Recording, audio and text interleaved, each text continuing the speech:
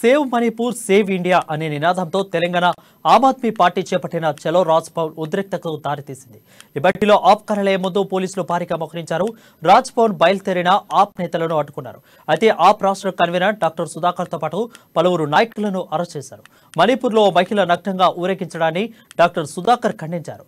తక్షణమే ఈ ఘటనకు కారకులైన వారిని కఠినంగా శిక్షించాలని డిమాండ్ చేశారు.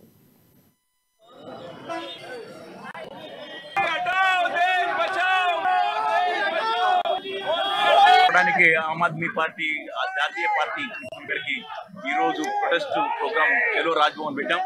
ఈరోజు ఇంతకుముందు మోడీ గారు అక్కడ ఏమైనా ప్రాబ్లం జరుగుతుంటే కనుక అక్కడ ప్రభుత్వాన్ని బర్తరఫ్ చేయాలి అని చెప్పి ట్వీట్ చేసిన ఆయన ఈరోజు మన్ కీ బాత్ అంటూ ఒక మాట కూడా మాట్లాడకుండా అక్కడ ఫ్రాన్స్కో అమెరికాకో ఇంకా ఈజిప్ట్కో తిరుగుతున్నాడు కానీ దేశ ప్రజల్ని పట్టించుకోకుండా ఈరోజు అక్కడ 350 పైగా చర్చలు చేశారు.